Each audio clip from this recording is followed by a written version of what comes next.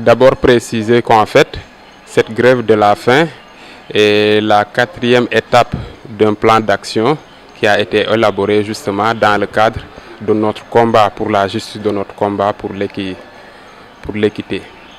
Alors, nous avons d'abord tenu à rencontrer toutes les autorités impliquées ou à leur adresser des correspondances. Suite à cette première étape, nous avons tenu un point de presse ici même à l'INSEPS, Institut de formation, un sit-in au ministère des Sports et un autre au ministère de la fonction publique.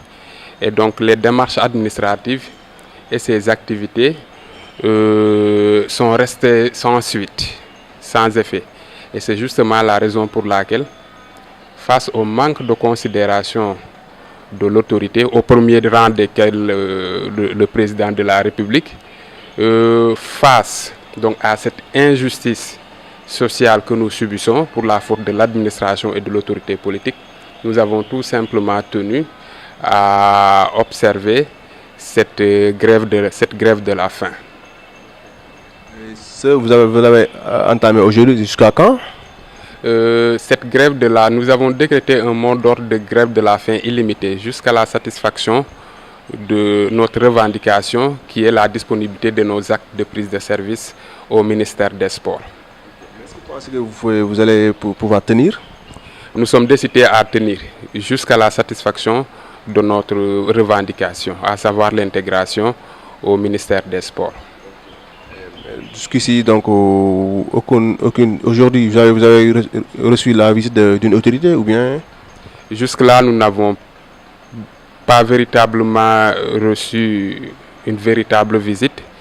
Le même discours administratif est repris et ce n'est pas ce que nous recherchons, ce n'est pas ce qui nous intéresse. Nous ne quitterons pas cette salle-là dans laquelle nous sommes aujourd'hui sans la disponibilité de nos actes de service qui sont liés à la signature d'un décret. On ne quittera jamais cette salle-là sans avoir la satisfaction totale. C'est ainsi. Vous disiez que vous n'avez pas reçu une véritable visite. Ça veut dire donc qu'il y a une visite qui a été... Vous avez reçu quand même une visite. Ne serait-ce que des parents, des gens venus pour sympathiser, mais une visite concrète allant dans le sens de la satisfaction de notre revendication, nous n'en avons pas encore reçu. Vos parents, qu'est-ce qu'ils ont dit? C'est une question très sensible sur laquelle je ne vais pas entrer. Nous sommes là pour un combat légitime et légal. Nous nous concentrons sur le combat qui consiste à arracher de l'autorité notre dignité, à arracher de l'autorité notre honneur. Donc vous voulez parler d'injustice? Effectivement, c'est ce qu'on a toujours soutenu depuis le début. Vous savez, nous sommes restés un an. Nous avons terminé la formation en juillet 2017. Aujourd'hui, nous sommes en juillet 2018, ce qui fait 365 jours, 12 mois et 1 an exactement.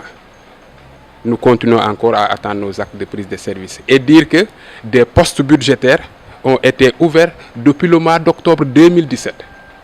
Alors qu'entre autres conditions, peut-être la plus importante, c'est que des postes budgétaires soient disponibles pour assurer l'intégration de l'agent. Ce qui a été le cas depuis octobre 2017. C'est effectivement une injustice.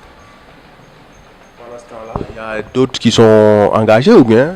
Mais écoutez, l'inspecteur de la jeunesse et des sports est un enseignant assimilé. D'accord? Et en tant que tel, vous savez que pour un enseignant, la date de prise de service supposée correspond au mois d'octobre, qui coïncide avec la rentrée des classes. Et donc justement, allez-y à la FASTEF, tous ceux qui sont diplômés en 2017 ont pris service en octobre 2017. Et au sein même de cet institut, les professeurs de PS ont pris service depuis octobre 2017. C'est donc dire que de tous les diplômés d'école nationale, autant que nous sachions en tout cas, seuls les inspecteurs jeunesse et sport sont restés sans prendre service. Et c'est depuis 1 an. Vous parlez de manque de considération. Manque de considération envers nous, mais à travers nous, envers la jeunesse sénégalaise et le sport. Je l'ai dit, nous sommes des inspecteurs de la jeunesse et des sports. Tous les hommes politiques se vantent à dire que nous sommes prêts à accompagner la jeunesse. Et maintenant, pour l'inspecteur qui est justement formé pour cela pendant des années et qui a consacré sa vie, qui en a fait sa vocation, si vous n'avez pas de considération pour ces ressources humaines formées pour accompagner la jeunesse, si vous n'avez aucune considération, aucun respect pour ces hommes et ces femmes formés pour accompagner les activités sportives, alors je me demande comment on peut continuer à dire qu'on a de ça.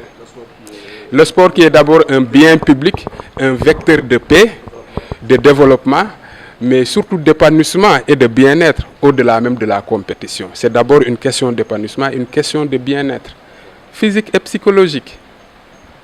Vous êtes au nombre de combien? Nous sommes au nombre de 14 inspecteurs de la jeunesse et des sports. Il y en a qui sont sortis, certainement pour d'autres besoins, mais sachez que nous sommes au nombre de 14 diplômés de cette école. Prêt pour un même combat? Oui, prêt pour un même combat. Nous y sommes déjà. Nous y sommes déjà. Comment ça se passe? Difficile, naturellement. C'est difficile. C'est une grève de la faim, ce qui veut dire que nous nous sommes déjà préparés en conséquence avant de venir ici. Et comme je vous l'ai tantôt dit, et c'est important, nous insistons là-dessus, nous sommes décidés, véritablement décidés. De cette salle-là, nous ne sortirons pas sans nos actes de prise de service.